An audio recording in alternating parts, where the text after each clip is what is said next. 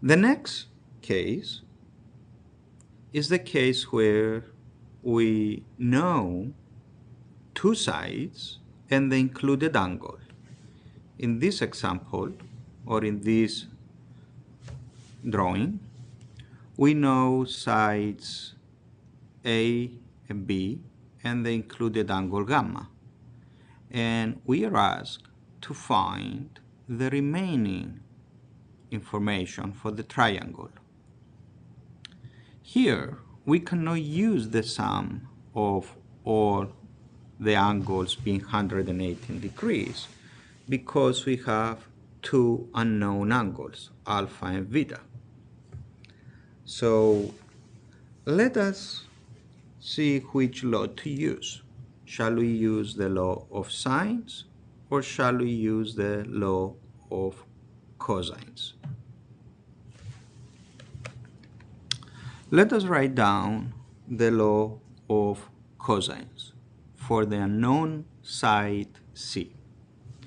The law of cosines for the unknown side C states that C squared will be equal to A squared plus B squared minus 2 times the sides B and A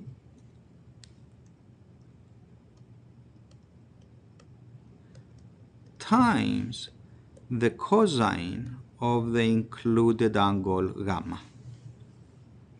So if we carefully observe this expression, we observe that the right-hand side contains known information, which means that if I have the values now, I can evaluate the numeric result. So at this stage, what do we know? We know all the sides and one of the angles. If we know this information, can we evaluate the other two angles? Well, we can apply now the law of sines because we know the sides and an angle. So let us apply the law of sines.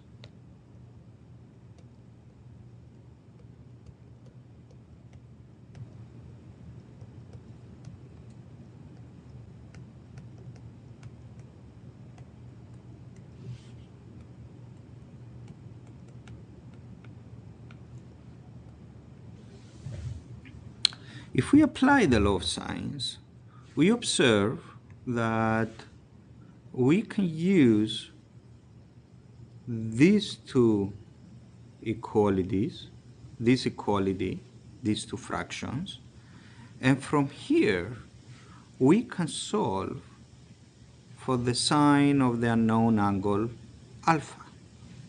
So this is A divided by sine of alpha is equal to C divided by sine of gamma. And from here, we can solve for sine of alpha as A over C times sine of gamma.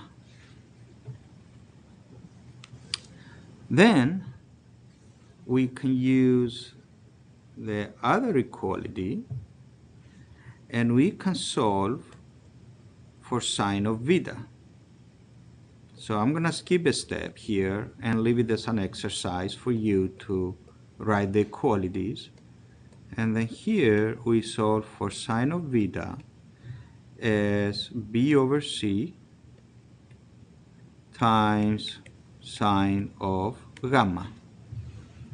So the last two expressions that gives us the sine of beta and the sine of alpha could be evaluated given the fact that we know angle gamma, we know all the sides A and B. Of course, one could evaluate the angles using also the law of cosines if we arrive at this stage where we know one of the angles and all the sides. So let us write the expression that will allow us to evaluate, let's say, angle alpha. So we will write the law of cosines for angle alpha.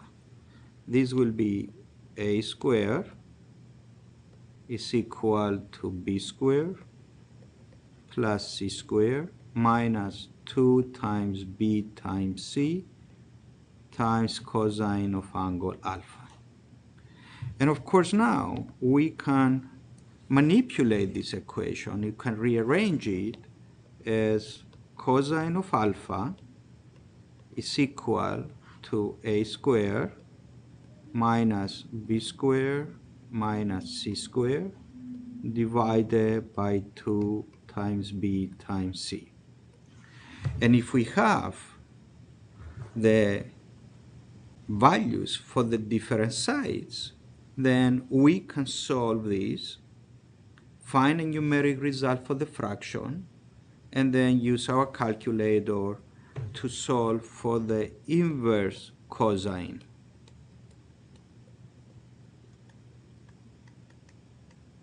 And find the numeric answer for alpha.